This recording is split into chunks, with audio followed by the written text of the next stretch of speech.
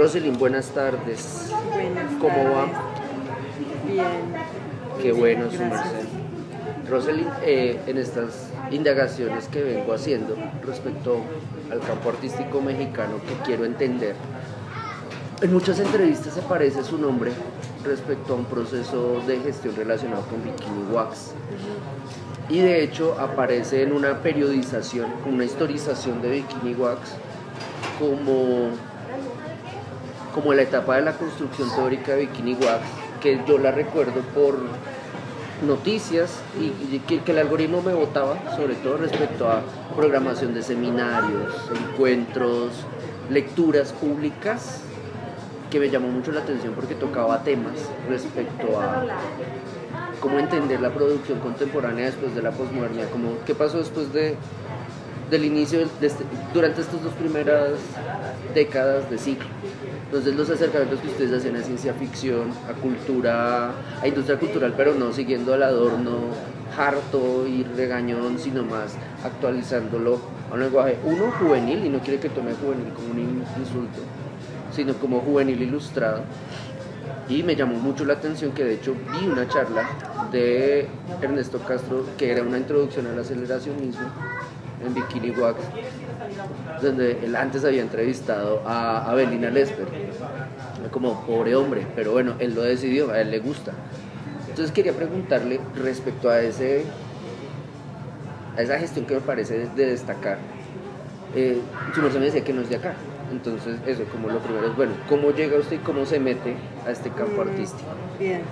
Bueno, sí, como bien dice, yo no soy de acá, yo no nací aquí, soy originaria de La Habana. Yo llegué a México en 2017, estudio en Aguascalientes, que es un estado al centro del país, aquí en México. Estudio ahí en la Universidad Autónoma y vengo a Ciudad de México a los 5 años. ¿Qué estudió? 5 años, pregrado. Allá estudié licenciatura ya. Yo ya había estudiado en La Habana una carrera que dejé trunca, que es comunicación social en La Habana.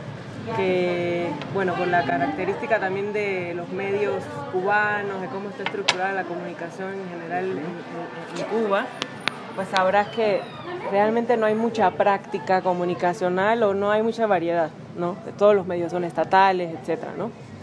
Es decir, su merced se forma como periodista para terminar siendo periodista del régimen. Sí, bueno, no está, caricaturizando. bueno, es más complejo que eso, porque es la Facultad de Comunicación en ese momento tenía 3 carreras. Uno es periodismo, que sí básicamente son formados para ser periodistas oficiales. O sea, es que no había otra cosa, ¿sabes? En ese momento. Ahora ya hay una movida más de periodismo independiente muy interesante, que también es lo que sostiene pues cierta riqueza de discusión crítica en La Habana y en el exilio, ¿no? O sea, ese canal un poco abierto, pero en ese momento era muchísimo más restringido, ¿no?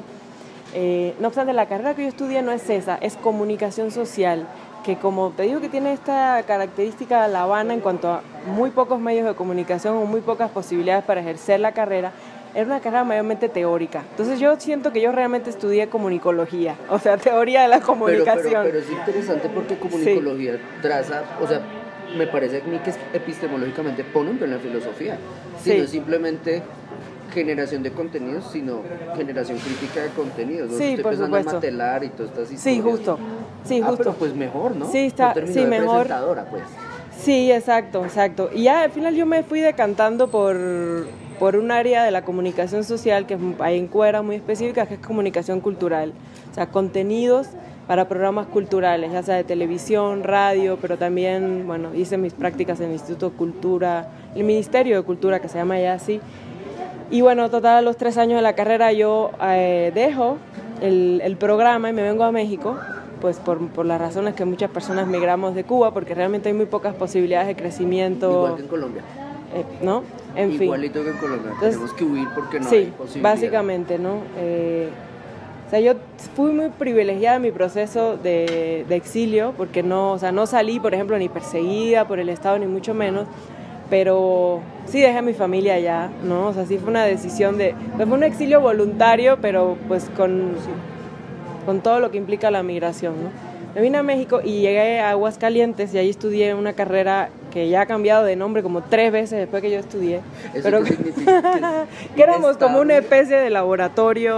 O sea que es una segunda fortuna. Llega a una carrera que experimenta en el mismo proceso. Sí. Okay. Y la carrera, bueno, igual no tenemos tanto tiempo de hablar de eso, pero en ese momento se llamaba Ciencias del Arte y Gestión Cultural. Entonces, era un experimento muy sui generis porque combinaba materias de teoría estética, por un lado, pero también todas las materias involucradas con la gestión cultural, o sea, mercadotecnia cultural, patrimonio, turismo. Está pensando más en cómo instrumentalizar, digamos, las materias más teóricas, ¿no? Además de, bueno, obviamente historia del arte de forma seriada y todo. Esos fueron 5 años. De forma seriada es como enciclopédica, macha, sí, y de semestre 1 a semestre 10, sí. Ahora, entonces, bases teóricas sólidas. Sí.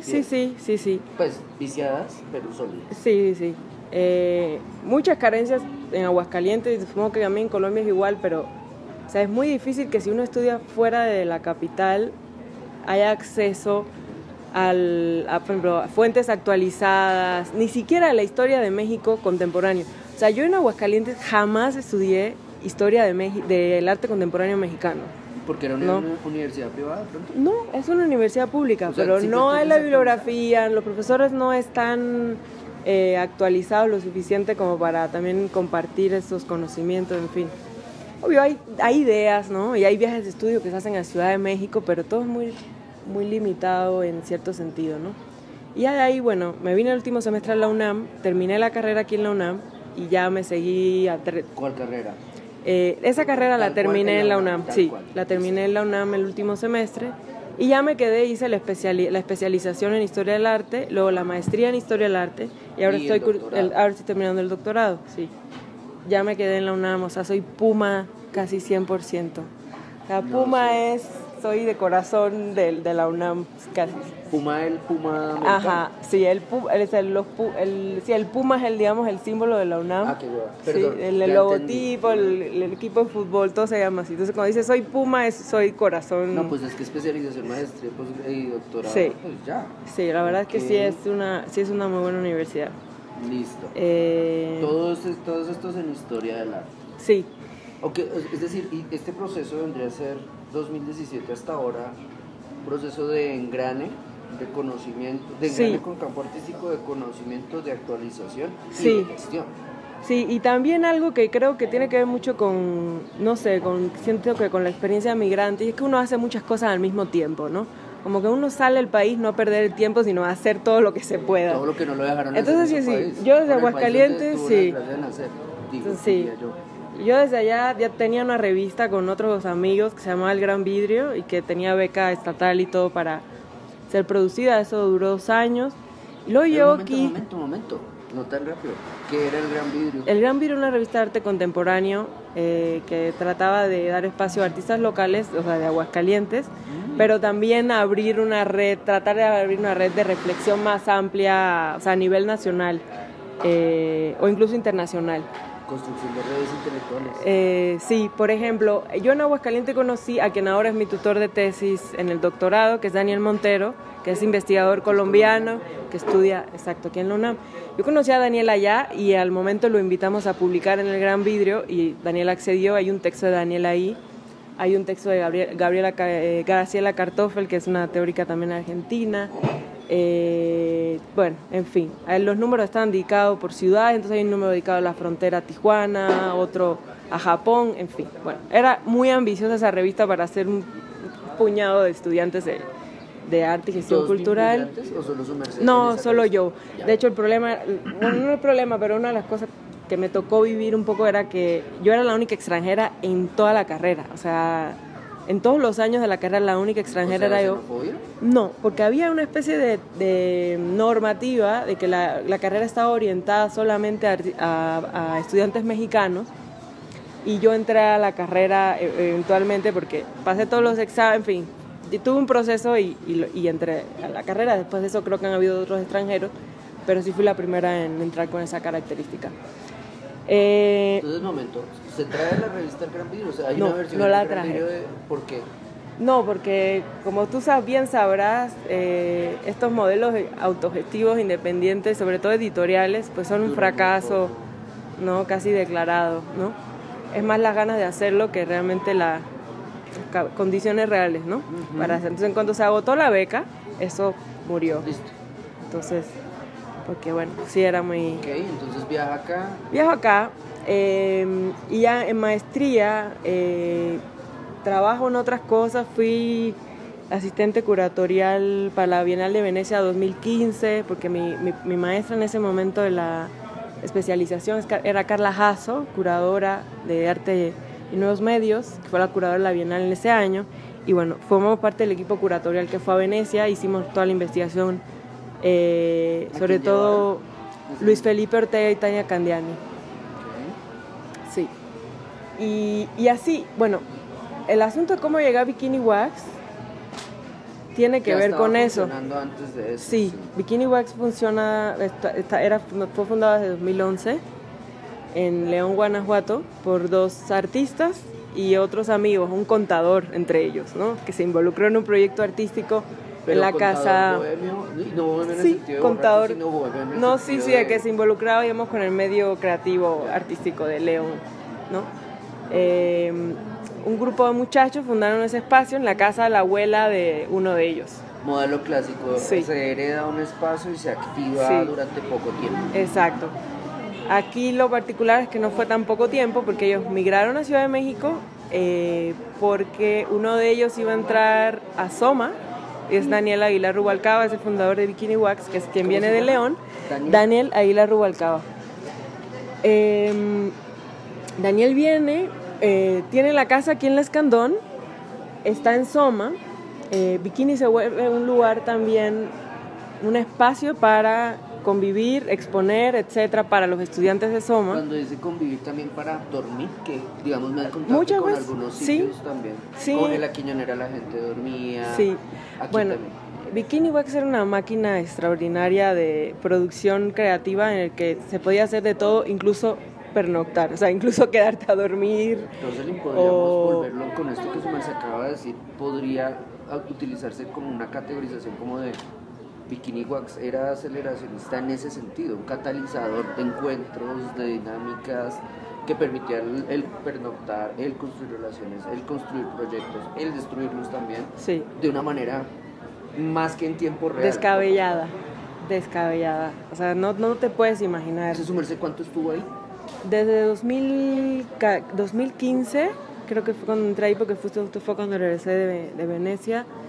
Y en ese momento, que ya llegaba Bikini un tramo, pero ahí, por ejemplo, ahí lo que, hasta ese momento, hasta 2015, lo que hacía Bikini Wax eran exposiciones de amigos, ¿no? Como la que está pasando acá. Un Sí. espacio que se ocupa y Sí. se activa. Sí.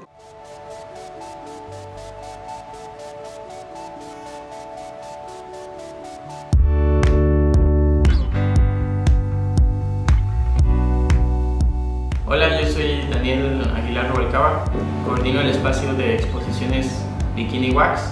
Aquí vivo y aquí trabajo también.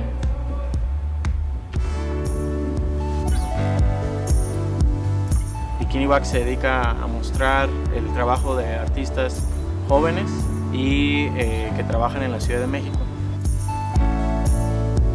Hacemos exhibiciones cada mes, son generalmente exhibiciones de un solo artista y lo que hacen es intervenciones en el espacio de Bikini Wax.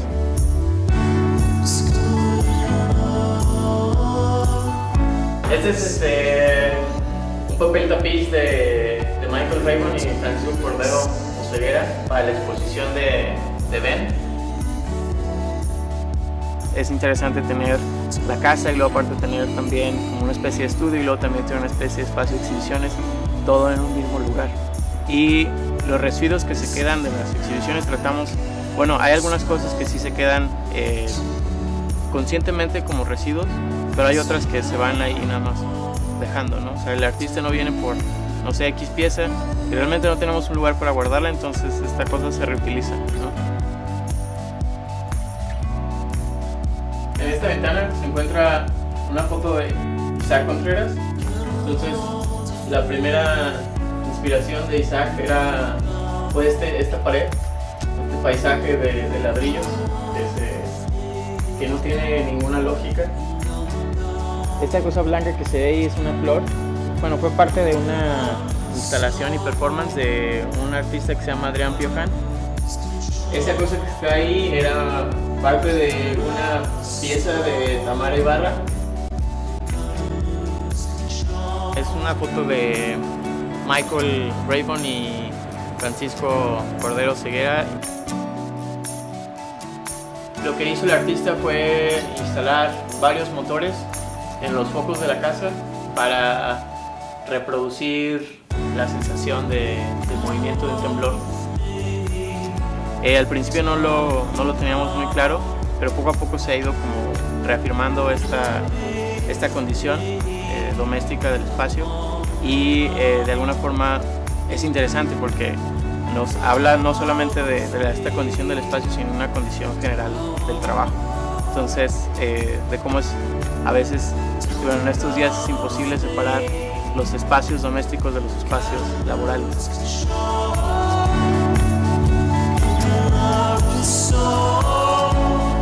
Y era una red muy afectiva de, eres amigo, ¿qué tienes? Hace fanzine, preséntalo aquí. Hace fotografías, ponlo. Como el modelo noventero de espacio sí, independiente. Exacto, exactamente. Que eso es una historia más interesante que luego quizá te interese, lo podemos conversar, pero justo, o sea, de dónde Daniel sacó la idea, pues tiene que ver por haber consultado libros de los espacios alternativos de los años 90. O sea, Solenaro, el libro de la panadería. El de la panadería concretamente. No es tanto... O sea, no es un afán historiográfico.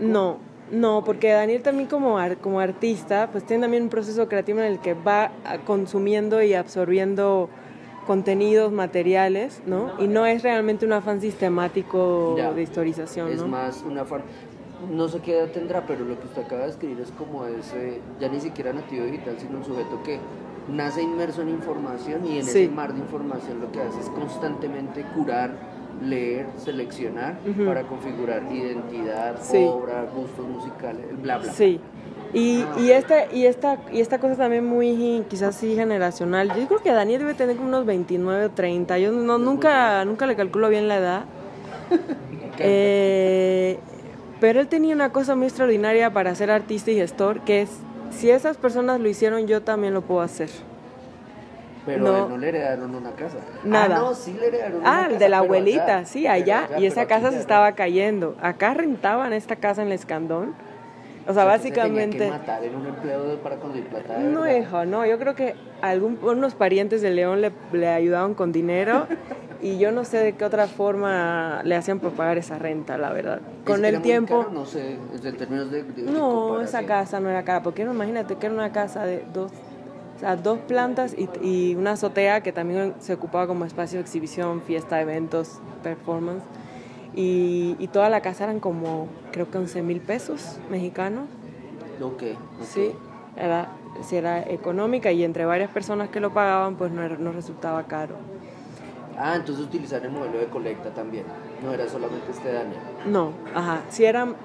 De fijo ahí eran mínimo 3 inquilinos y a veces más, ¿no? Cuando dicen inquilinos eran personas que pagaban que pagaban su cuarto. Entonces ahí había una entrada de recursos. Era quien pagaba la renta. Para las exposiciones se cobraba, supongo que no, porque si era efectivo, ¿yo cómo le voy a cobrar a mi amigo? No, nada. Y eso es algo que también yo creo que en un futuro quizás se estudie mejor, que es la economía particular en la que funcionaba el espacio, porque era una... Daniel, lo que sí es una obsesión ha tenido como artista y todo, es el tema de la economía, ¿no? Por su propio origen de clase, autoconciencia de clase y todo, siempre ha tenido muy en cuenta cómo funcionar económicamente, aunque es un desastre económicamente él, pero en la teoría y todo... Herrero. Sí. Es capaz de ahorrar, pero siempre atento a dinámicas económicas. Y entonces teníamos de manera muy intuitiva en la casa el sistema de que no hay dinero, pero todo lo que está aquí es recurso que se puede usar para hacer arte. O sea, la casa en sí misma es un dispositivo de producción, ¿no? Y de cuidado y de otros muchos tipos de economía, ¿no? Desde, no sé, economía libidinal, economía afectiva, economía de intercambio, de trueque, de todo. Cada mueble... Deja de lado la ingenuidad de soy pobre, no puedo hacer nada. Y por otro lado también necesito un sugar daddy o lo que sea para lograr mis sueños. Ajá. Entonces nada, era eso. Lo cual es interesante porque no había la noción de privado o de intimidad en esa casa. O sea, todas las personas que vivían ahí sabían que todo lo que tenían era de todo el mundo. O sea, estamos hablando del modelo comunista. Al menos comunitario, sí. No sé si comunista. Sí, su verse tiene una perspectiva de origen que me puede decir como... No. Son palabras que no podemos usar a la ligera. Y... bueno, así funcionaba la casa. En 2015 lo que ocurrió es que varios de ellos formaban parte de círculos de estudios conmigo, con Gustavo, con Sandra Sánchez, que es otra... ¿Qué es un círculo de estudios? Un círculo de estudios nos reuníamos a leer y a estudiar ciertos temas, ¿no? O sea, había un interés... Filosofía, teoría crítica, no sé, pero de cosas tan ñoñas como había un curso sobre Spinoza. ¿Y había... ninguno de ustedes es filósofo? Ninguno de ustedes siendo filósofo, es decir, sí, un acercamiento Gustavo Cruz sí es filósofo, acaba de más o menos de salir de la carrera de filosofía, y varios amigos implicados eran filósofos también de la facultad. Ellos, por ejemplo, uno de ellos impartía este curso sobre Spinoza, había otro sobre Agamben, no sé qué más estudiaban. Bueno, en general filosofía crítica, pensamiento contemporáneo. Entonces, Daniel, con este desfachatez que tenía, nos decía, pues vénganse a Bikini Wax a hacer los círculos de estudio porque nos quedamos sin casa donde hacíamos estas reuniones. Y empezamos a hacerlas en Bikini Wax y al mes ya éramos parte de Bikini Wax y se amplió el colectivo. ¿Qué significa ya éramos parte? Ya éramos partes, ya formábamos parte de la organización de la dinámica. Sí, no solo las curadurías, sino la organización del espacio, ¿no? De qué hacemos este mes, cómo apoyamos a fulano que quiere hacer tal cosa. A la junta directiva. Exacto. Si se puede llamar así. Exacto, sí. Nos burlábamos un poco de la dinámica de otros. Sí. Digamos, aquí en México he notado que la nominación es muy importante.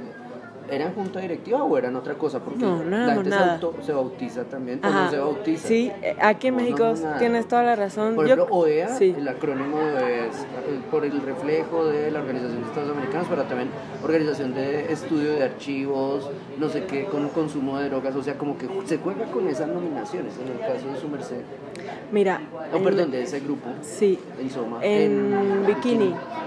En Bikini siempre fuimos un poco como iconoclastas con el lenguaje, o sea que nunca adoptamos ningún término y siempre, al contrario, hacemos parodia, nos burlamos todo el tiempo de otros, por ejemplo, de las dinámicas de otros colectivos que usaban los términos cooperativa, asamblea, como con toda esa herencia, como el lenguaje de izquierda, de la forma de organización de la izquierda, de la vieja izquierda.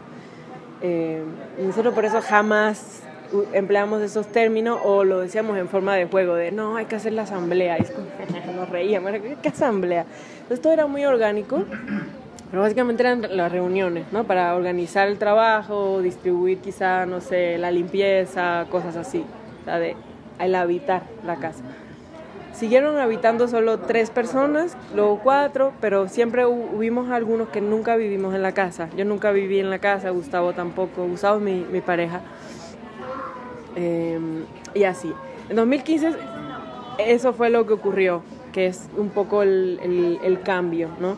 Que empezamos a involucrarnos en el espacio personas que no éramos artistas de formación, ni nos interesaba necesariamente, sino que éramos teóricos o historiadores o escritores.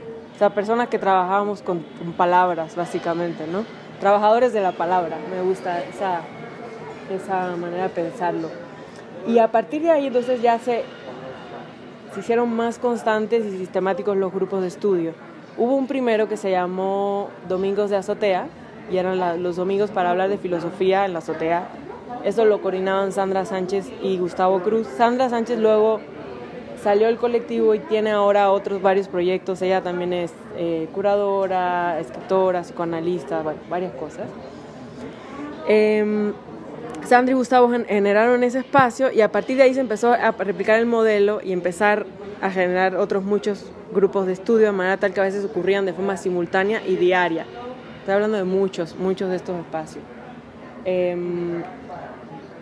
Ese momento de 2015 yo lo recuerdo con un nivel de euforia muy fuerte que fue increciendo, volviéndose más complejo, más delirante el espacio, más productivo en muchos sentidos, pero no un nivel de producción que fuera ni eficiente, ni que fuera ningún fin, era un derroche absoluto de producir y crear cosas. Era una economía del desperdicio. Sí, era una economía de batalla, sí, tal cual. Sí, tal cual. Sí. Es que no quiero hacer una crónica porque te digo, pues en ese momento no leíamos nada de aceleracionismo, por ejemplo. Pero yo sí, entonces todo bien. Ya. Y empezamos a generar también ciertos temas de interés en torno a también proyectos que empezaron a salir con instituciones, que eso también es algo que no ocurría y que empezó a ocurrir. En ese momento, o sea, ocurrieron varios grupos de estudio, como te decía, pero dos fueron muy importantes. Uno se llamó Arte y Trabajo y el otro se llamó Jacuzzi, Grupo de Estudios Subcríticos. Arte y Trabajo. De hecho generó un nombre, dicen los jacuzzis. Sí, somos los jacuzzis, todavía está hasta hoy. Entonces, Arte y Trabajo, ¿quién lo configuraba? Estaba Gustavo Cruz, Daniel, Mauricio Andrade, Alejandro Gómez Arias, que también es artista. De manera intermitente, Paloma Contreras, Aves, yo. Y si se me va algún nombre, Dios mío santo. Éramos muchas personas. Y eso es mucha tensión. Sí. Y el otro era jacuzzi. Estos jacuzzis que todavía existen. ¿Era simplemente jacuzzi? Jacuzzi, Grupo de Estudios Subcríticos. Porque estábamos estudiando el arte en el subdesarrollo. O sea, ahí estuvo interesante porque sí pudimos abarcar un interés histórico, crítico, teórico más delimitado. Arte y Trabajo estudiaba teoría marxista y teoría crítica en relación a la sensibilidad y la subjetividad de los años 90, o sea, lo que nosotros llamamos una sensibilidad neoliberal, ¿no? Todas las lecturas iban en relación a eso, a tratar de entender cómo nos había constituido esa sensibilidad neoliberal, porque obvio también todos nosotros somos nacidos entre 80s y 90s, entonces somos hijos de ese proceso, ¿no? Aunque yo de una forma distinta, porque yo crecí en Cuba, pero bueno, no podemos profundizar en eso, pero también hay un deseo reprimido por el mismo consumo, la misma pulsión de consumo neoliberal que había en México, pero de otra forma llegaba a Cuba, pero seguía llegando, había muchos códigos compartidos. Ahí creamos una serie, como un aparato muy interesante a nivel teórico y crítico, uno de ellos, un término crucial que fue nostalgia, la nostalgia por la era del NAFTA, o sea, de la firma del TLC. Y eso también era una parodia porque... Esa es otra cosa que tiene en México, crean categorías. Sí, es necesario. Sí. Nosotros también Arte y Trabajo le llamamos a eso resistencia epistémica. O sea, la necesidad de crear teorías situadas y un lenguaje propio para entender los propios procesos locales, ¿no? Resistencia epistémica en cuanto a no seguir importando términos y teorías, sobre todo del norte, o bueno... del marxismo europeo en general, ¿no? También para entender pues, las propias condiciones. Con eso de la nostalgia teníamos una lectura también de época del arte que se estaba produciendo en ese momento, o sea, en nuestro 2017, que era un arte que tenía una obsesión por los 90, por la figura de Salinas de Gortari, por la firma del TLC, por los zapatistas. Todo lo que había ocurrido en los 90 había vuelto un fetiche del arte contemporáneo mexicano, pero hasta el hartazgo. Y es algo que identificamos y escribimos mucho sobre eso. Los textos los puedes encontrar sobre todo en Campo de Relámpagos, que es esta revista española de María Virginia Jagua, que era nuestra editora. Y ahí escribíamos textos colectivos. Esos textos, sí. Utilizar en clase, de hecho, sí. Varios de esos textos. Sí. Entonces, nada, seguro leíste por ahí que escribíamos sobre Netflix, sí. sobre... Sí, eso. Y jacuzzis, en jacuzzis ¿quiénes eran? En jacuzzis nos enfocamos en estudiar... No, ¿quiénes eran? ¿Quiénes? Ahí está bueno porque están Julio García Murillo, Natalia de la Rosa, Otra curadora también que ahora está en Los Ángeles, de hecho ella es norteamericana, que es Nika Chilewicz, ya no está con nosotros. Y también yo y de forma más esporádica también Paloma Contreras, Israel Urmer, o sea, todos los artistas de Bikini Wax participaban ahí. Ok, listo. Entonces también era eso, era tanto en arte y trabajo como en jacuzzi, era un tipo de producción muy promiscua en cuanto a la forma, ¿no? Era artístico, teórico, crítico, los roles estaban totalmente diluidos, todos escribíamos juntos, hacíamos performance. ¿Escribían a 8 manos? Sí. O sea, en un Google Drive. De relámpagos... Era 8 manos, en un Google Drive. Ah, bueno, esa herramienta lo admite. No sí. Es que sea como carajo. Sí, pero es algo que de hecho, fíjate que no hemos podido replicar luego, porque la característica ahí era que asumíamos que cualquiera podía borrar lo que había escrito la persona anterior si no le parecía como... No. Entonces, la de peleas. No ocurrían tanto. Tanto. No, ni o sea, creo que hay un compañero que se ofendía porque borrábamos todo lo que escribía él. Siempre. Muy frecuentemente. Y pero tenían códigos como Guillermo Vanegas, rojito, Rosalind, verdecito. Todo en negro. O sea, no había ninguna posibilidad. No, si era un delirio. Todo el texto de nuevo, o sea, como, puta, me borraron mi frase. Sí, porque no nos interesaba la noción de autoría. Total. De autoría individual. Agresivamente sincero, no queremos tu opinión. No, o sí, pero, o sea, la idea es que las ideas y las frases eran elementos plásticos. Si funcionan en relación al argumento general, perfecto. Si no funciona, no funciona. Da igual que es tu mejor idea del año, no importa. Si no funciona en el texto, no. Pesado, o sea. Es pesado. Eso es como cuando el amor libre, que el amor libre es chévere hasta cuando se meten con lo que uno cree que es de uno. Uh-huh. Pues ahí era una locura, ¿no? Okay. Y bueno, uno entraba al texto a la 1 de la mañana porque era la hora que podía. Todos estaban dormidos. Y ya el otro día te levantabas a las 8 y no había nada de lo que escribir. Sí, era muy divertido y en una intensidad así, porque los deadlines eran casi lo que marcaba el final del texto. De que okay. O sea que también, aparte de la opción crítica por minimizar la figura de autor, el timing aparecía como el verdadero control, el verdadero que espacio marcador, para sí. Exacto, el verdadero marcador para limitar, sí. para darle finalización, por ejemplo, a textos. Sí. Lo mismo con las curadurías, me imagino, y los proyectos de exposición. Sí. Entonces, a la par que hacíamos eso, empezamos a hacer una curaduría para el Museo de Arte Moderno aquí en Ciudad de México sobre un crítico peruano sobre Guanacha. Y eso lo hicimos con Jacuzzis. Ah, ok. Jacuzzis, Grupo de Estudios Críticos, esa fue la primera curaduría institucional que hicimos. Que ahí lo que ocurrió es que invitaron a Natalia La Rosa, que era curadora del Museo de Arte Moderno en ese momento, a hacer una revisión de la figura de Guanacha en función, o sea, sobre el rol que había tenido en el museo. ¿Y por qué? No sé, ¿se cumplían 100 años de... Sí, se cumplían. Ah, un centenario. Sí. O sea, conmemoración institucional admite que ustedes lleguen. Sí, exacto. Conmemoración institucional, figura medio olvidada, extraña, como muy bizarra. Extrañamente olvidada. Sí, y obviamente sintomáticamente olvidada. Sintomáticamente olvidada, mejor. ¿No?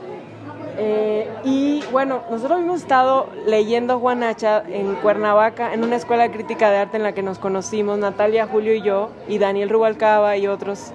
Esa escuela de crítica de arte ya no existe. ¿Qué estudio allá que ustedes tenían? Sí, pero esa escuela de crítica sí también era institucional, o sea, sí era pagada por el gobierno y por la gestión de la tallera, la tallera, sí.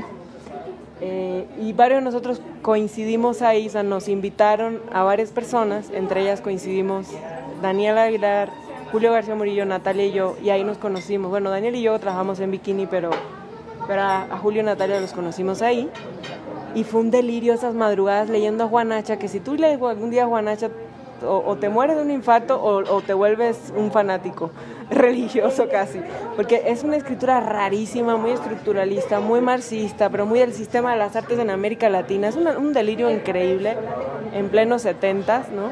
Teoría de la dependencia, teoría del subdesarrollo, la vanguardia en el subdesarrollo, todos esos debates, ¿no? En medio nos obsesionamos y dimos continuidad a un círculo de lectura sobre Juan Hacha ya en Bikini Wax. Ahí llega la invitación a Natalia, lo abre y dice, pues curemos esto como grupo. Y eso lo hacemos en 2015, estuvo increíble porque también participaron los artistas de Bikini Wax produciendo piezas para la exposición. Cuando un grupo como estos, con esta economía del derroche tan conscientemente aplicada, le llega una invitación institucional, en muchos contextos eso implica la muerte del grupo, porque es, o llega la plata, o llega la estabilidad, o llega el reconocimiento. ¿Aquí qué pasó? No llegó nada de eso. Nadie se enteró. Como se hizo la expo, la disfrutamos. Horas comisionadas. Sí, pero es lo mínimo, o sea, realmente nosotros nunca vimos un peso de esa exposición. Se produjo bien la expo, ahí está, pero no vimos nada. En términos como de la retórica institucional del MAM de aquí. Sí, que es muy precario también, tú Es sabes. como casi el bogotano, como está Sí, igual de sí. malo que aquí no tienen a Eugenio Viola. Ajá. Dañándolo todo. Esos museos sí que son hitos de los 70s, hitos del modernismo mexicano, pero que en términos pero que nunca se lograron neoliberalizar en un sentido positivo, o sea, que nunca tuvieron realmente un modelo económico mixto que le permitiera crecer y adoptar un modelo más globalista. Sí. Bueno, la historia del Museo de Arte Moderno es muy interesante, pero otra cosa sí. Pasó eso. Yo ahí entro también a trabajar en el MUAC. Trabajé 2 años como asistente curatorial con Cuauhtémoc Medina, y a mí me encargan la exposición de Melquiades Herrera, de curar el archivo de Melquiades Herrera. Que según me han dicho es un artista muy importante. Es muy importante, es muy sui generis, es un archivo que son objetos, es pura cultura material del DF de los 80s a los 2000s. Es un artista que se ha vuelto cada vez más vigente y más importante para las nuevas generaciones, y que en ese momento nosotros teníamos conocimiento de él porque es de los artistas que estuvieron cerca del círculo de Juan Hacha. Bueno, así son muchas cosas, a ver cómo lo puedo sintetizar, pero hay algo en Bikini que fue importante con nuestra entrada, y es tomar conciencia histórica de los procesos del arte local para construir una genealogía propia. O sea, un argumento de la existencia propia de Bikini Wax como espacio, o sea, implicaba o se reforzaba en el estudio de estas figuras anómalas, extrañas, ¿no? Que se salían también de los relatos hegemónicos de la historia del arte mexicano, ¿no?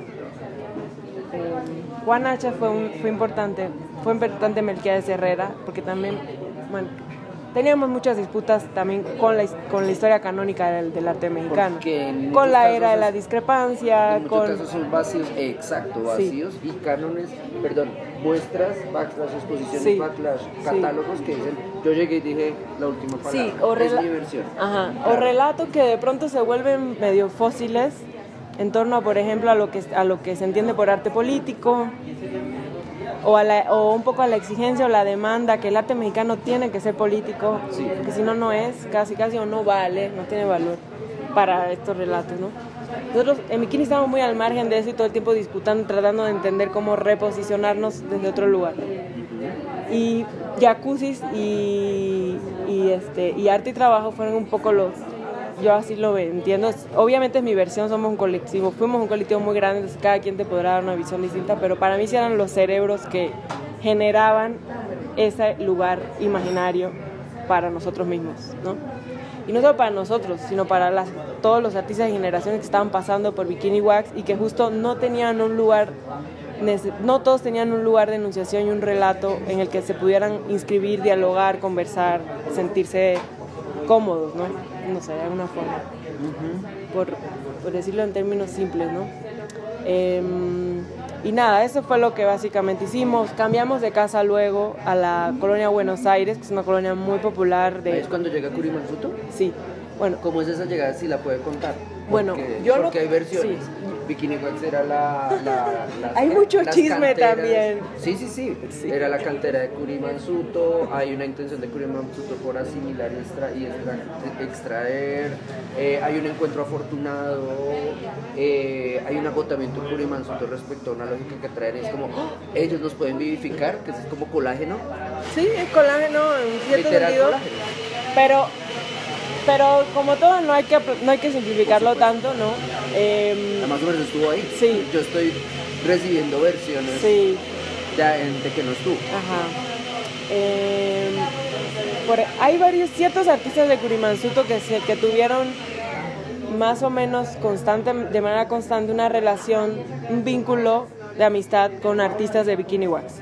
Abraham Cruz Villegas es alguien que apoyó mucho a Bikini, por ejemplo. Iñaki Bonillas iba seguido. Estos que me está mencionando son más viejos también. Sí, claro. Sí, son de la generación justo de los 90s. Ya. De la que la nostalgia un poco como fagocitaba, ¿no? Y jugaba. Estaba ese vínculo. En la última, te voy a dar datos así que pueden dar sentido. La última exposición de Bikini Wax en la casa fue una muestra de Iñaki Bonillas, donde Iñaki convirtió toda la casa en un cuarto de revelado de fotografía, y se dio una fiesta en la azotea donde él mantuvo una cámara abierta durante el lapso de la fiesta y se llamó Larga Exposición. O sea, toda la exposición transcurrió arriba con la cámara abierta y todos los residuos de obras de todos los años de Bikini Wax subieron a la azotea y estaban colocados.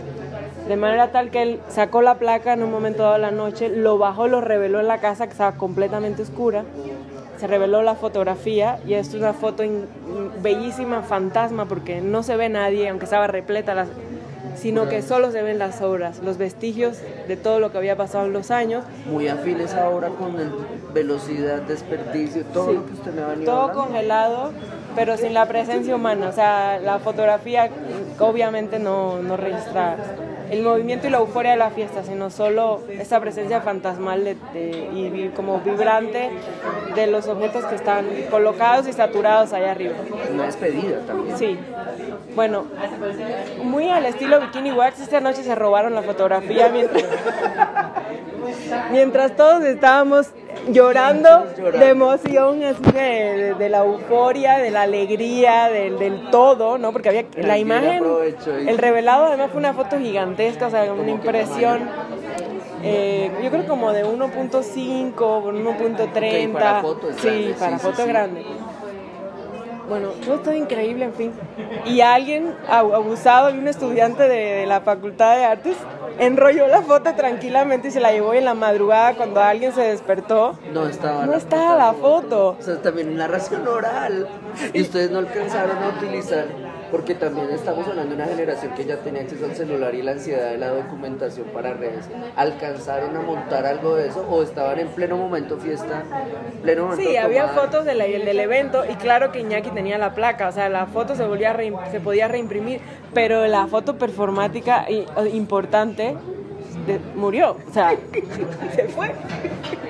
Y eso fue ya un show. No se fue, se la llevaron. Sí. Literal. Sí, eso ya, bueno, eso siguió la historia de la foto robada, pero igual no hay tanta oportunidad de hablar de eso. Pero bueno, ahí está Iñaki Bonillas exponiendo en Bikini Wax, generando esa pieza también muy simbólica en la que convierte la casa en una máquina de fotografía, ¿no? De registro, de registro del tiempo. El proceso, ajá. El resultado. También de las últimas cosas que ocurrió fue un Eternal Telethon. Un artista amigo de Los Ángeles que se llama John Bartle, que tiene otro espacio afín en Los Ángeles que se llama Human Resources. Generó un programa como de un teletón, no sé si sabes lo que es el teletón. Bueno, durante horas y horas en un programa. Bueno, pues Bikini Wax estuvo 48 horas generando performance, concierto y todo de 10 minutos cada uno. O sea, hicimos una convocatoria en la que todo el mundo aplicó y cada 10 minutos ocurría una cosa distinta y todo en la azotea y abajo y así. ¿Dónde se transmitía? O en la serie. En vivo, se transmitía en vivo. Eso ya con internet, ¿no? Ya. Eso fue lo más desbordado creo que ocurrió ahí, porque te digo, ocurrió de todo. Obviamente los vecinos con todo ese desastre. Policía mínima. Sí, no, varias veces llegó la policía, pero nos corrieron de la casa y ahí perdimos la casa. Entonces Curi Mansueto fue cuando dijo, hay una bodega abandonada. Ahí dijo Colágeno, que era la bodega de Curi Ajá. Mansueto. Vengan para acá, amigos. ¿Cómo es? Hoy por ti, mañana por mí. Sí, por mí, mañana ni por siquiera mí. era una bodega, eso era un terreno que ellos compraron con una vecindad que se estaba cayendo a pedazos. Y claro que nos vieron tan desesperados por tener un espacio para hacer todo lo que hacíamos normalmente, que... Esa sería vamos a empezar a hablar de la tercera etapa. Sí, ya es la tercera casa. Pero ahí ya fue la apoteosis, porque eso sí era una vecindad con un patio gigantesco atrás. Donde ustedes pueden hacer toda Sin la bulla control, que quisieran y nadie joder. sin control. Hicimos un yacimiento arqueológico, o sea, la ficción de un museo arqueológico en el patio de la casa, donde se excavaron 3 metros y empezaron a extraer todos los objetos de la historia de la colonia, los plásticos, los materiales. Se hizo un museo de sitio ahí.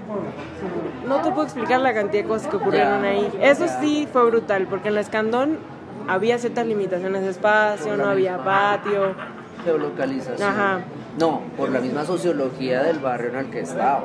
La No se iban a aguantar. La Buenos Aires era un barrio bravo, o sea, la economía de ese barrio es de vender y comprar piezas robadas de coches. Ya.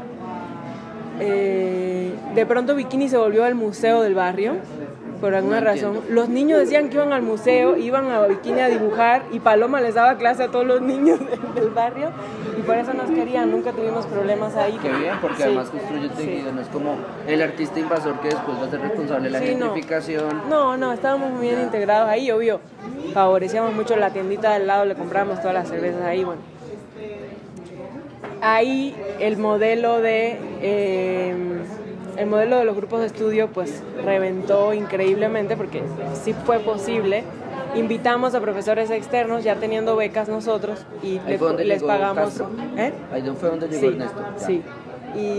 Y varios teóricos y historiadores y todo de la UNAM y de varios lugares o extranjeros que venían iban ahí, ¿no? A dar un curso o a presentar un libro, etcétera, ¿no? Bueno, fue una locura, fue una locura. Comenzaron a vivir más artistas ahí todavía, algunos miembros del colectivo salieron y ya nos quedamos los más estables, ¿no? Que ahí es cuando dicen se quedaron los jacuzzis. Sí. Ya. O sea, los jacuzzi siempre estuvimos. Julio García Murillo nunca fue parte de Bikini Wax, Natalia de la Rosa y yo sí. Y Gustavo Cruz también hasta el final. Ahí hicimos la exposición de Melquiades Herrera cuando estábamos en la Buenos Aires. Y ya después, bueno, estuvimos ahí varios años, que estoy resumiendo demasiado, pero bueno. Y ya después nos fuimos a la Iztaccíhuatl, que es otra colonia. Otra casa. Sí, y es otro proceso. Momento. ¿Por qué salen de esta casa solar, gran espacio? Porque hubo un terremoto que casi destruye la casa. Ah, el terremoto, Sí, o sea, de 2017. dentro de ese gran trauma de ciudad que fue el terremoto, en el caso de ustedes también. Sí, 17 no, 18, fue en 18, creo. Ok, 18, ok, 19. y ahí tienen que abandonar a otro. Sí, porque ya también era muy riesgoso, incluso o sea, los Curi dijeron, oigan, si se quedan ahí no pueden meter un problema, porque si les pasa algo a ustedes, es Se nuestra les viene la casa propiedad. encima. Sí, es nuestra propiedad y pues sí, mejor si Sí, tienen los que irse. son feo. No, entonces bueno, ahí sí tuvimos ya que volver a rentar otra casa en otro lado, o sea, ya sí pagarla, porque la de la Curi no se pagaba. ¿Y casa dentro de barrio? Este barrio está más al sur, se llama Colonia Iztaccíhuatl, calzada de Tlalpan, allá.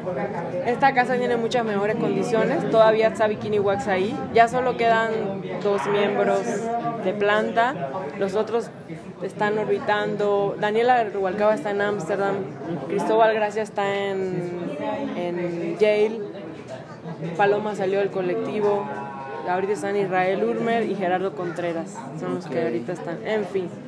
Pero sí fue algo importante, yo creo que para todos, porque lo que pasó también en 2020, creo, sí, en 2020, es que nos invitan a París a exponer lo que querramos y nos creamos.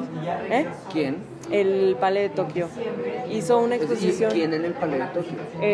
Porque siempre el curador del Palais de Sí. Tokio también genera canon en términos Sí, de una agencia, sí. ¿Una agencia en este caso? No, o sea que cada curador del Palais tiene su propia agencia, ¿no? Sí. Hugo Vitrani. Ok.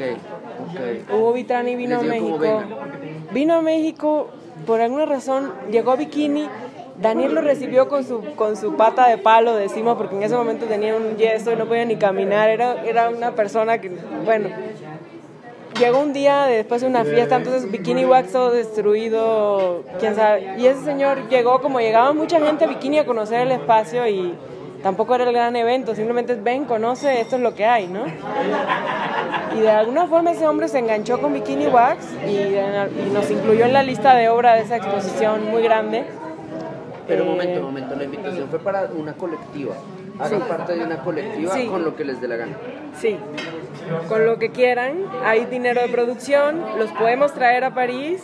O sea, pagaron 8 boletos a París, con estancia y todo. Y fue realmente una gran oportunidad para nosotros porque produjimos esta pieza de...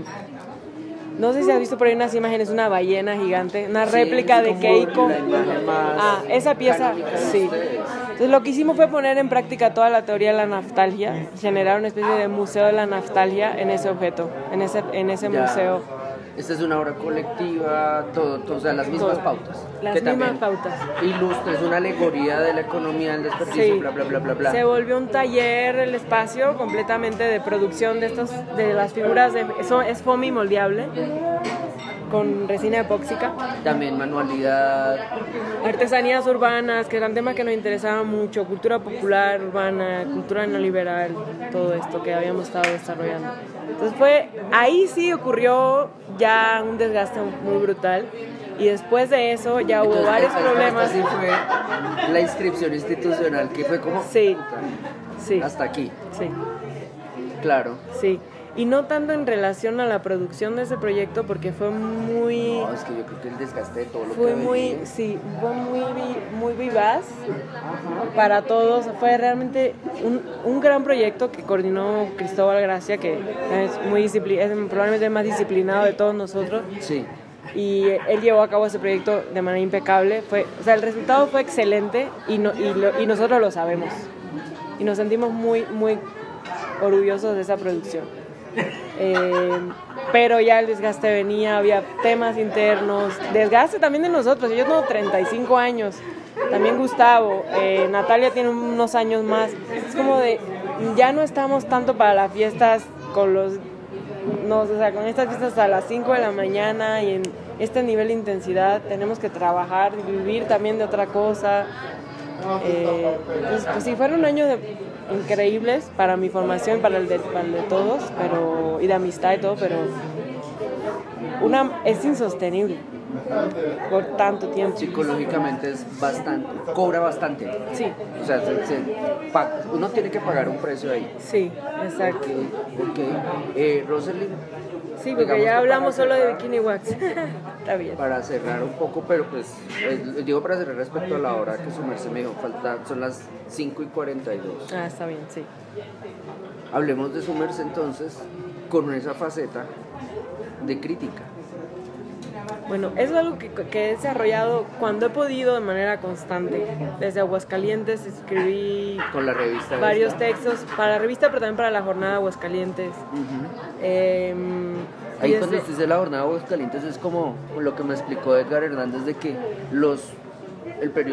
ciertos periódicos son muy jóvenes, pero se ven como de los 90s y desarrollaban actividad en Capital y después la expansión, la jornada México, la jornada Aguascalientes. Sí, exacto, a los estados. Y que tenían de entrada un statement de los suplementos o la opinión cultural era importante. Exacto. Ahí trabaja usted. Sí, ahí yo empiezo a escribir en medios públicos, digamos.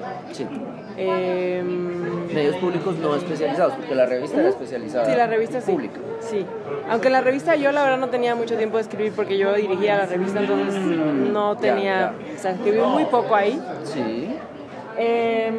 Escribí allá, acá escribí en varios lugares, es curioso, igual eso no sé si lo hablamos tanto en la charla que tuvimos en Material en la que estuviste. A ver. Pero en los 2000 sí hubo varios proyectos editoriales de crítica de arte que empezaron a tener un lugar importante, ¿no? Portavoz, Blog de Crítica, Caín, entonces esos yo escribí, La Tempestad, Código, de esos que dan... Curar es anterior a este muy listado. anterior, Muy sí. anterior. Curar es, digamos, es la revista de Cuauhtémoc Medina, Los Olivier 90. Debras, 90s, 2000s. Ya.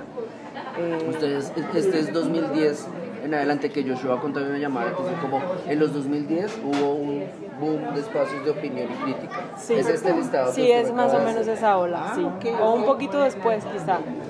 Como más eso, más 2014, por ahí hay como una renovación.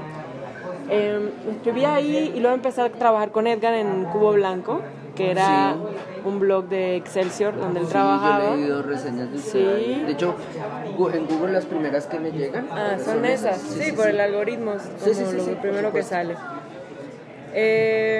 Y así, o sea, nunca he tenido un espacio constante como en Cubo Blanco y fue poco tiempo. ¿Cuánto? Ahí estuve como unos 8 meses. Muy poquito. Como un porque texto. aquí, Sí. digamos, el canon es de que el crítico se gasta sus años en la columna. Sí, pero es que eso ya no existe. O sea, ya cuando existía Cubo Blanco, ese modelo de la columna de crítica Ahí ya se justo estaba era lo que empezando. estaba languideciendo. Eso ya no Entonces, era esos 8 funcional. meses todo bien, no es como, Ajá. me fue mal, sino es que No. es una nueva lógica de Sí, tiempo, y de un yo uso del tiempo. hacía eso mientras hacía la maestría, mientras estaba en lo de Venecia, mientras estaba en Mientras estaba en Bikini Bikini. Guaras, o sea, porque es una práctica que todo el mundo reconocemos que hace falta, pero que nadie hay la pocas quiere condiciones, o que hay pocas condiciones para hacerlas, tanto de tiempo como de recursos. Como de gastar amigos o desgastar un perfil en un campo artístico. Sí, y también la verdad es que sí me fue muy placentera la experiencia de escribir crítica de otra forma, en colectivo, desde Arte y Trabajo, desde Jacuzzis. O sea, tratar de desplazar mi pulsión crítica, digamos, de producir opinión a otro tipo de prácticas. Ahí en estos espacios, respecto a la noción de autoría, firmaba Rosalind Rodríguez, No, firmábamos como colectivo y No, al en final... en las columnas de Cubo yo Blanco sí. y eso siempre. Sí, yo como... Sí. Sí, porque el colectivo era campo de relámpagos y Sí. otros espacios, supongo. Sí, la revista de la universidad. No, en el caso suyo. Sí, ahí sí firmaba mi nombre. Ok. Y respecto a ese otro elemento de crisis de la crítica, respecto a perder amigos, ganarse un puño en la calle o una puñalada en una galería, ¿sí o no? Porque una cosa que he visto por ejemplo, en Bogotá es que la gente ya no hace eso. O sea, dicen, este hijo de puta, pero no es este hijo de puta.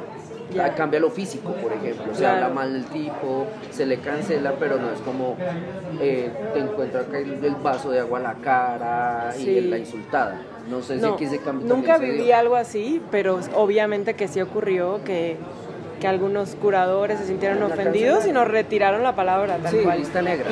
Ajá.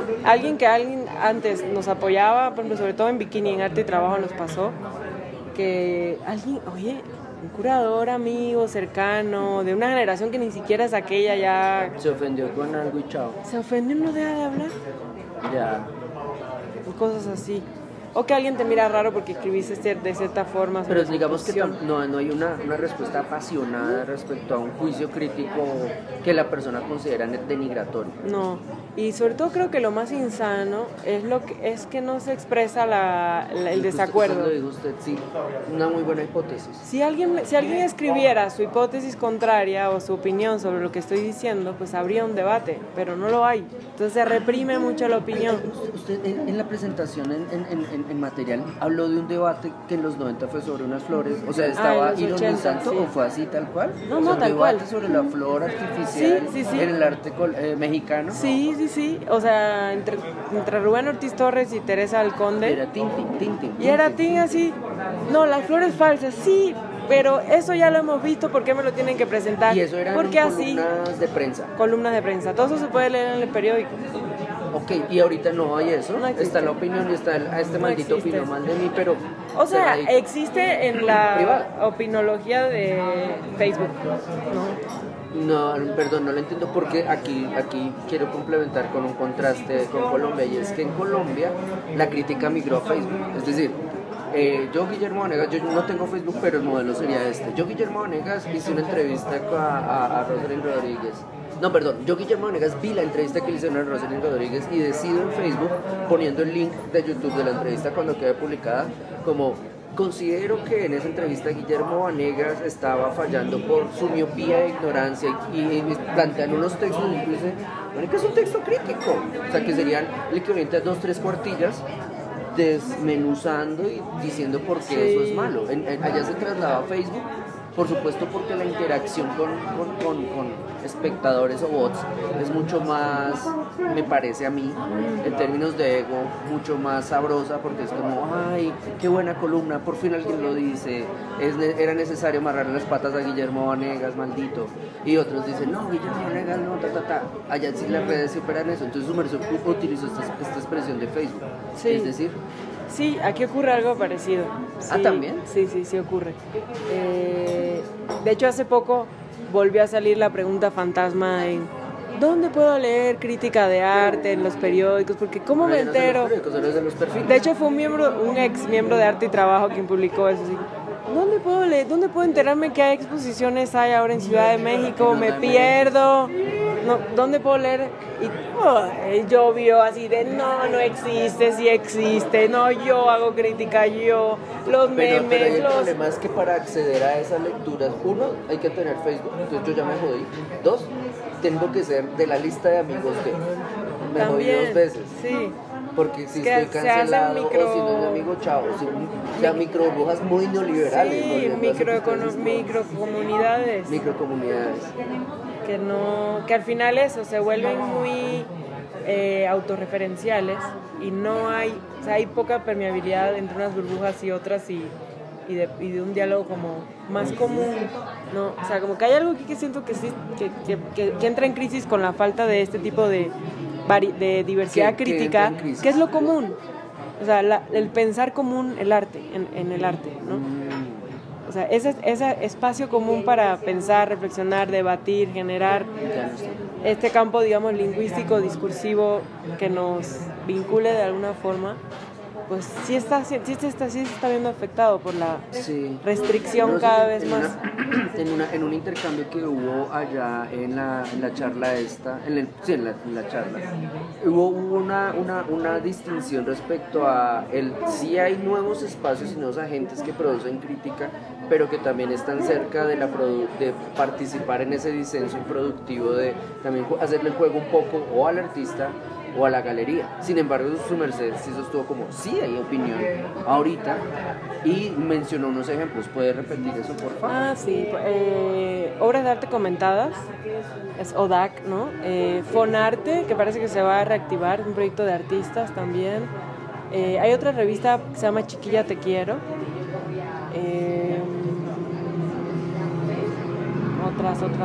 Otras. Intercuraduría, que también son 2 curadoras muy jóvenes que también están dando espacio para escribir textos críticos. Vamos a dejarlo ahí, porque no recuerdo ¿Y mucho qué los caracterizaría? No sé, la edad, por ejemplo. Muy, muy jóvenes, que ya ni siquiera son nativos digitales, sino eso, los que viven en el océano de la información, ¿sí? La juventud sí, la edad sí es un factor. Y también creo que la desvergüenza, en sentido positivo. O sea, de no tener miedo a hacer las cosas y a hacerlo desde la desautorización. O sea, aunque no tenga informaciones de crítica, curaduría, opinión en general, hacerlo. O sea, ¿por qué no puedes opinar tú de lo que quieras, ¿no? ¿Por qué no puedo opinar yo sobre, no sé, el MUAC o el Museo de Arte Moderno o el Palais de Tokio o el MoMA de Nueva York? Sí puedo. Nadie me tiene que autorizar para hacerlo, yo lo puedo hacer. Y esa un poco de desvergüenza creo que es muy positiva. Ahora, no sé. También es una construcción del rol autor, de la figura, ¿Del qué? Del rol del autor. Sí.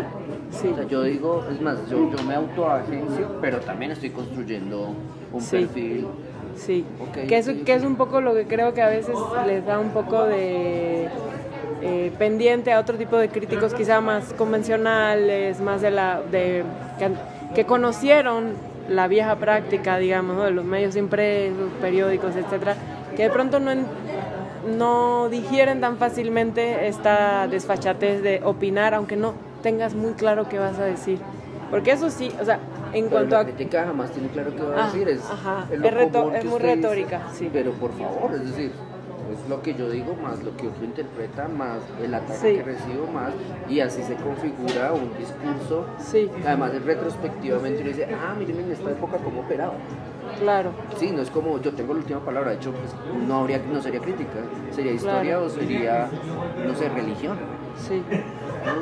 Pero Porque digamos es en muy ese- distinto. Sí, de hecho yo estaba viendo Ahora sí es muy distinto. con eso, de hecho gracias a esa intervención suya, yo miré con otros ojos obras de arte comentada, porque yo la veía como viejo, como, no, ese es un perfil de una dama que quiere ascender rápido, entonces hace o reseñas de arte, o visita exposiciones, o hace encuestas. Díganme que hay que ir a ver en Cuernavaca, díganme que hay que ir a ver en no sé qué, like, emojis. Sí. Entonces, esa postura de viejo me impedía ver eso que después con su opinión empecé a ver. Sí, y es porque- que realmente no es eso solamente, sino Claro. también las opiniones en pues la cronología de comentarios en el blog, en el site de obras de arte comentadas hay textos. Sí. Y es como, momento, aquí se nota más un zeitgeist de qué pautas visuales utilizo, cómo opino, cómo hablo, cómo me visto, Sí. pero también qué digo. Sí. Que usted lo mencionaba, como que el semblante también hace parte de el formato /guión narrativa que se quiere construir respecto a lo que se dice y a quién lo dice. Hay una construcción de rol de autor muy sofisticada. Claro, por supuesto. De la autoridad, por tanto, no, autoridad. Sí, autoridad. Y digo, gracias. y podríamos hablar concretamente de cada caso otro buen rato. O sea, ODAC no es blanco y negro. O sea, yo no creo que, no puedo afirmar ni que es crítica de arte, ni que es la nueva crítica de arte, pero no se puede negar el rol comunitario, o sea, la función pedagógica y comunitaria que tiene. Si eso se vincula con la historia y la crítica de arte, no lo sé. Hasta qué punto tampoco lo sé.